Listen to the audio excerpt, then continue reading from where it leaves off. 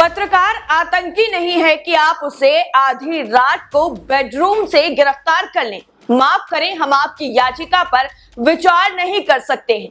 ये कहना है सुप्रीम कोर्ट का और ये सबक है और नसीहत भी उन सभी के लिए जो पत्रकारों को आतंकवादी समझकर काम करते हैं और अगर मुसलमान हैं तो फिर उनके लिए सोने पर सुहागा हो जाता है। लेकिन सुप्रीम कोर्ट के इस टिप्पणी के बाद सबको सचेत हो जाना चाहिए कि पत्रकारों पर यह आतंकवादी रवैया नहीं चलेगा। पत्रकार पत्रकार होता है, उसे उसके बेडरूम से उठाकर आप गिरफ्तार नहीं कर सकते हैं। पिछले कुछ दिनों में जिस तरीके से पत्रकारों के साथ घटनाएं हुई हैं, उनके बाद सुप्रीम कोर्ट की राज्य सरकारों को यह फटकार और नसीहत बहुत अहम हो जाती है। दरअसल ये जो है झारखंड पुलिस द्वारा एक पत्रकार की आधी रात को बेडरूम से खींचकर गिरफ्तारी पर सुप्रीम कोर्ट ने हेमंत सोरेन सरकार को फटकार लगाई है।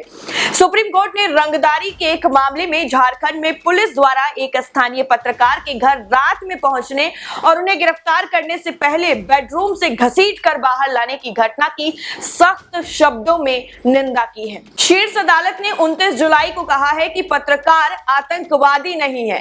इस मामले में झारखंड पुलिस की कार्रवाई को राज्य की ज्यादती करार देते हुए कहा गया कि ऐसा लगता है कि झारखंड में पूरी तरह अराजकता फैल गई है। सुप्रीम कोर्ट की जस्टिस डी.वाई. चंद्रचूड़ और न्यायमूर्ति हिमा कोहली की पीठ ने पत्रकार को अंतरिम जमानत देने के झारखंड हाईकोर्ट के आदेश में दखल देने से साफ इनकार कर दिया। साथ ही कहा कि वो राज्य की अपील पर विचार नहीं करेंगी।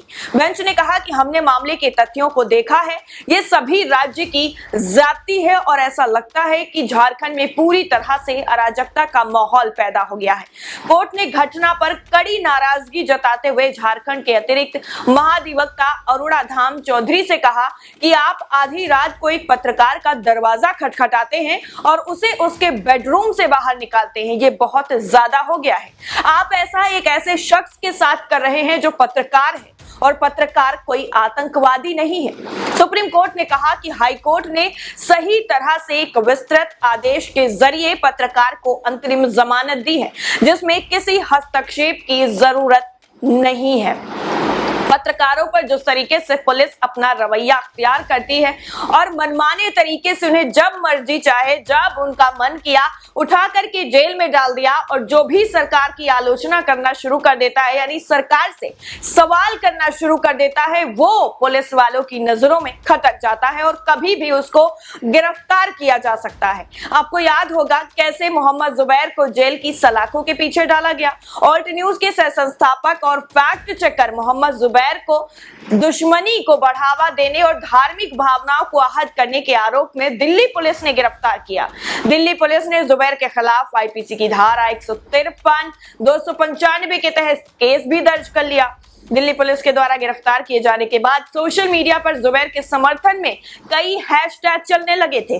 कुछ लोगों ने उनकी गिरफ्तारी को पूरी तरीके से गलत बताया था और दिल्ली पुलिस की इस कार्रवाई को सिर्फ और सिर्फ उनके खिलाफ उनका जो काम करने का तरीका है उससे परेशान होकर उन्होंने कहा था कि ये कार्रवाई दिल्ली पुलिस की तरफ से की गई है, क्योंकि वो सत्ता के जो चीजें हैं उनको बेनकाब करते हैं और जो फेक खबरें लोगों तक परोसने का काम किया जाता है गोदी मीडिया के चैनलों के द्वारा, उसको रोकते हैं। इसलिए दिल्ली पुलिस ने उन पर ये बदले की कार्रवाई की थी। जुबैर की गिरफ्तारी के बाद ही ऑल्ट न्यूज के संस्थापक जो हैं वो प्रतीक सिन्हा ने सीधा आरोप लगाया था कि पुलिस ने जुबैर की गिरफ्तारी की वजह नहीं बताई, उन्हें अवैध रूप से गिरफ्तार किया गया। हालांकि कुछ देर के बाद ये मामला साफ हो गया था और पुलिस ने बताया था कि जुबैर के खिलाफ आईपीसी की धारा 153, 295 के तहत केस दर्ज किया गया है। इसी में उनकी गिरफ्तारी भी की गई। हालांकि जुबैर को पुलिस स्टेशन सिर्फ पूछताछ के लिए बुलाया गया था, वो भी किसी दूसरे मामले में, लेकिन जब गिरफ्तारी हो गई उसके बाद बताया गया कि ये मामला नहीं, दूसरा मामला है। पुलिस ने आरोपी को मजिस्ट्रेट के सामने भी पेश किया, जहां से जुबैर को पुलिस रिमांड पर भेज दिया गया और कई तरीके से ऐसे जो है खबरें निकलकर सामने आई कि दिल्ली पुलिस के स्पेशल सेल की IFSO यूनिट में मौजूद ड्यूटी ऑफिसर की शिकायत पर FIR 20 जून को ये दर्ज हुई थी और ड्यूटी ऑफिसर के मुताबिक वो मॉनिटरिंग कर रहे थे। तब उन्होंने देखा कि हनुमान भक्त, जिसकी ट्विटर ID @बालाजी की जय ने मोहम्मद जुबैर का एक ट्वीट शेयर किया था जिसमें आपत्तिजनक बातें थी। जुबैर के ट्वीट समाज में नफरत पैदा करने वाले पाए गए, जिस पर एक्शन लेते हुए पुलिस ने जुबैर के खिलाफ सारी जो धाराएं थे 153 और 295 लगाती और इसी मामले में दिल्ली पुलिस ने जुबैर की गिरफ्तारी की। ये एक ऐसा मामला था जो काफी ज्यादा सुर्खियों में रहा था। उसके बाद आपको याद होगा 5 अक्टूबर 2020 को पत्रकार सिद्दीकी कप्पन को मथुरा से गिरफ्तार किया गया था। हाथरस मामले में हिंसा भड़काने की साजिश रचने के आरोप में सिद्दीकी कप्पन को उत्तर प्रदेश पुलिस ने गिरफ्तार किया था। सिद्दीकी पर गैर कानूनी गतिविधि रोकथाम अधिनियम यूएपीए की धाराएं भी लगाई गई हैं। और इसके बाद एक और यूपी का नया कारनामा जो था अभी कुछ दिन पहले ही देखने को मिला था, जब यूपी बोर्ड पेपर लीक मामले में 3 पत्रकारों को गिरफ्तार किया गया था। विवेचना में पुलिस को साक्ष्य नहीं मिलने पर तीनों पत्रकारों पर लगाई गई संगीन धाराएं हटानी पड़ी थी और पूरी तरीके से यूपी पुलिस बैकफुट पर आ गई थी।